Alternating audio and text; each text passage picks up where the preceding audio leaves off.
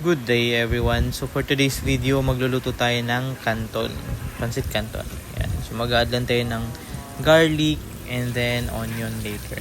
So by the way, ang gamit ko dyan is margarine and nag-add ako ng oil. Yan. And then halo-halo lang hanggang sa mag-golden brown yung ating onion and garlic. And then mag-a-add ulit tayo ng atay ng baboy. So atay ng baboy yung gamit ko dyan.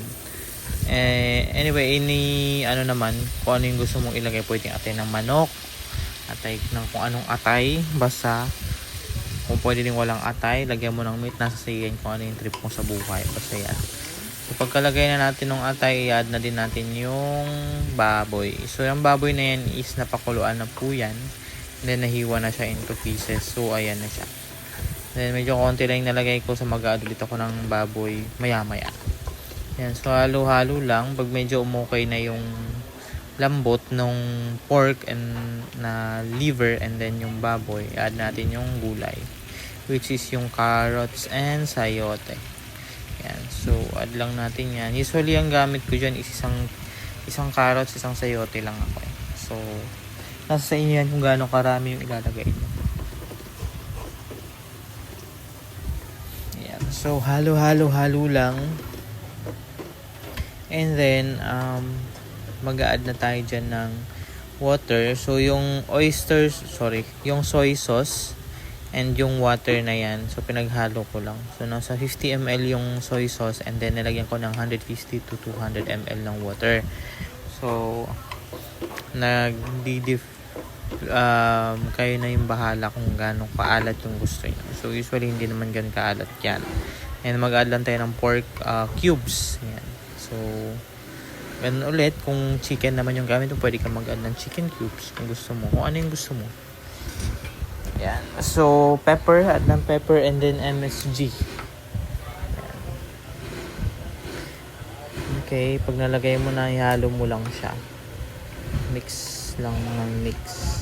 Then, wait mo siya or pakuluin mo lang siya until sa lumambot yung gulay. Huwag naman totaling ganong kalambot kasi madudurog yan. So, nasa iyan kung gaano kalambot yung gulay na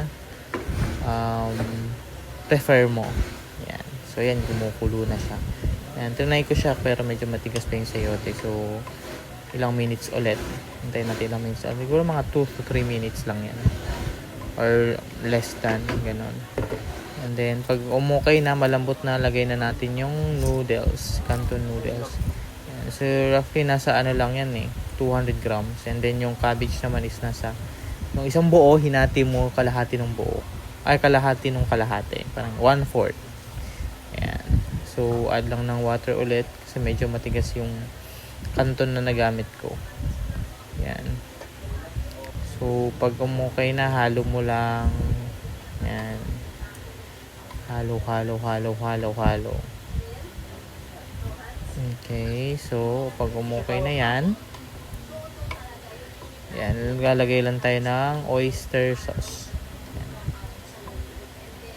So, oyster sauce. Pwede namang soy sauce ulit kung ano yung prefer mo. Oyster sauce kasi makapagdagdag din yan ng lasa. Yan. So, oyster sauce. And then, mag-add tayo ng sesame oil. Kung ano yung prefer mo. Pwede ring wala. Yan. So, after nyan, pwede ka din mag-add ng liquid seasoning kung prefer mo. Kung hindi naman, edi maglagay ka lang ng MSG. Nasa sayo na yan. Yan. So, after that, halo-halo lang ulit. Yan, mix.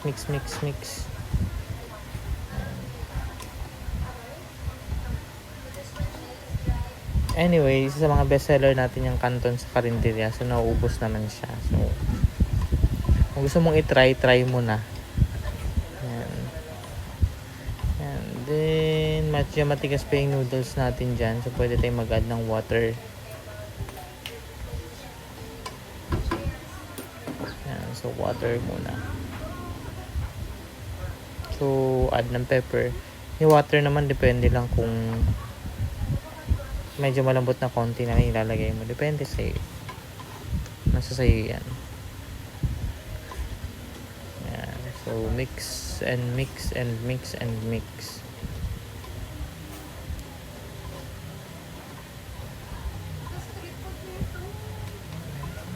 And then, mag-a-add tayo dyan ng cornstarch. Okay, so pag medyo malambot na yung noodles mo, mag-a-add ka ng cornstarch pampalapot. Yan. So, para medyo saucy yung dating ng pansit mo, hindi naman ganun ka-dry, hindi din siya masabaw na parang sinabawang pansit. Yan. So, pampalapot yan. Yan. So, lagay mo lang yung cornstarch dyan. Yan. Basta pag medyo malambot na. Kasi once nalagay mo na yan dyan, tatanggalin mo na siya sa apoy. Yan. So, 1 tablespoon lang yung cornstarch natin dyan. And then yung water niya sa 200 ml. 200 to 250, nasa ganun. Depende. O pwede isang baso na siya. Yan. Okay na. So, luto na yan. Pwede mo nang ilagay sa lagayan.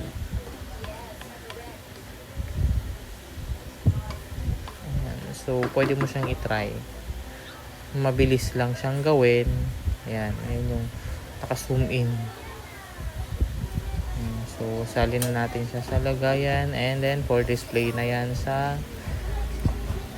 Usually, yung mga ganyan na kapag cater siya ng 5 to 10 persons. Depende sa kain. Pero usually, nakakaano siya ng 5 to 10 persons. Depende. So, that's 200 grams ng canton. Okay, so... Thank you for watching. Bye-bye. It's Mar.